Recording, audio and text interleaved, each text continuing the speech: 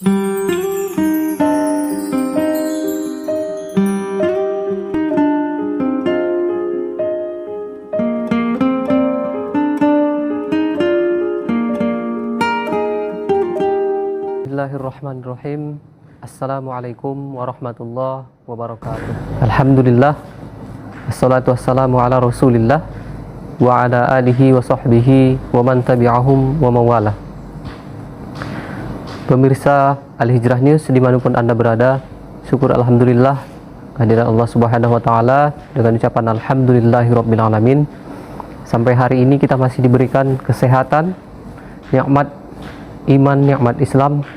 Semoga kita semua pemirsa Al-Hijrah dimanapun Anda berada senantiasa istiqomah dalam menjalankan ibadah dan sunnah-sunnah Nabi di bulan yang mulia ini.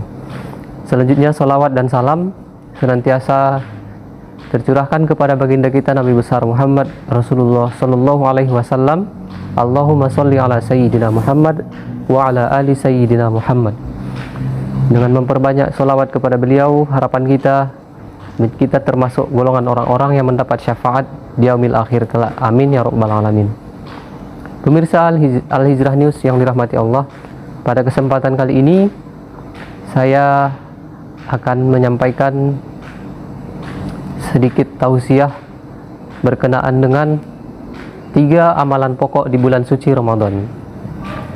Dalam Al-Quran surah Al-Baqarah ayat 183 yang sering kita dengarkan, ayat tentang puasa, perintah puasa. A'udzubillahi minasyaitonirrajim. Ya ayyuhalladzina amanu kutiba alaikumussyam kama kutiba alal ladzina min qablikum la'allakum tattaqun. Dalam ayat tersebut dijelaskan bahwa tujuan utama, tujuan akhir daripada puasa kita ini adalah supaya kita menjadi orang-orang yang bertakwa. Namun apakah setiap orang yang berpuasa akan mendapatkan predikat takwa? Nah, dalam hal ini Rasulullah memberikan anjuran ataupun arahan kepada kita. Ada 3 amalan pokok yang bisa kita contoh, yang bisa kita amalkan di bulan suci ini. Pertama adalah meningkatkan ibadah sholat. Yang namanya meningkat berarti bertambah dari segi kuantitas ataupun bertambah dari segi kualitas. Bertambah berarti yang selama ini kita melaksanakan hanya sholat fardu ataupun sebagian dari sholat sunnah rawatib, maka di bulan ini kita maksimalkan, kita kerjakan yang kita tahu semuanya sholat sunnah. Baik dia sholat sunnah rawatib, sholat yang mengiringi sholat fardu. Sholat sunnah rawatib dalam hadis disebutkan daripada sholat sunnah rawatib itu ada 12. Man sholla isnatai asyara raka'atan fi yaumin wa lailatin bunyalahu baitun fil jannah. Barang siapa yang sholat sunnah 12 rakaat pada siang dan malam hari, maka dibangun baginya satu rumah di surga. Sahabat yang mendengar hadis tersebut berjanji dan bersumpah mereka akan istiqomah menjalankan ibadah tersebut. Ada 12, yaitu urutannya. Yang pertama 2 rakaat sebelum subuh, kemudian 4 rakaat sebelum zuhur, kemudian 2 rakaat setelah zuhur, kemudian 2 rakaat setelah maghrib, 2 rakaat setelah isya. Dalam hadis lain disebutkan 10 rakaat. Kalau tidak bisa 4 rakaat di sebelum zuhur, maka dikerjakan 2 rakaat sebelum zuhur. Itu tentang hadis sholat sunnah rawatib. Sementara sholat yang biasa kita lakukan selain daripada yang hadis disebutkan hadis tersebut adalah sholat sunnah mutlak. Sholat sunnah mutlak yang waktunya berdempetan dengan sholat fardu. Dalam hadis disebutkan, Ani bin Umar radhiyallahu anhuma qala Rasulullah sallallahu alaihi wasallam, rahimallahu imra'an shalla qabla al-'asri arba'an. Dari Ibnu Umar radhiyallahu anhuma, Rasulullah berkata, Allah merahmati seseorang yang sholat sebelum asar 4 rakaat. Kemudian ada sholat sunnah duha. Sholat sunnah duha ini terbagi kepada waktu duha ada 3 macam. Yang pertama duha awal, kemudian duha pertengahan, dan duha yang terakhir. Waktu duha awal itu waktunya sekitar 1,5 jam setelah sholat subuh. Di Medan sholat subuh jam 5:09, maka kira-kira jam setengah 7 lewat kita sudah bisa melaksanakan sholat sunnah syuruk. Sholat sunnah syuruk ini dalam hadis disebutkan bahwa man shallal ghadata fil jama'ati summa yaq'udu yazkurullaha subhanahu wa ta'ala fayusalli raka'ataini fakana alaihi ka ajri umratin wa hajjin tammatan.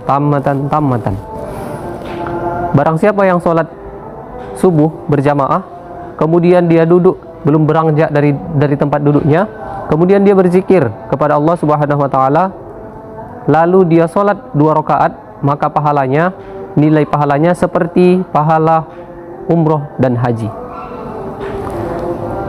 Maka alangkah berbahagianya orang-orang yang mendapatkan ilmu tentang hadis tersebut, maka dia bisa mengamalkan amalan yang diperintahkan oleh Allah, amalan yang diajarkan oleh Rasulullah Shallallahu Alaihi Wasallam. Kemudian waktu sholat duha yang kedua yaitu pertengahan, sekitar jam 9 sampai jam 10. Kemudian waktu sholat duha yang terakhir setelah sholat duha yang pertengahan yaitu jam 10 sampai menjelang waktu zuhur. Dan itu salah satu kemuliaannya adalah mempermudah jalannya rezeki. Kemudian amalan yang kedua yang diajarkan oleh Rasulullah adalah memperbanyak interaksi dengan Al-Quran.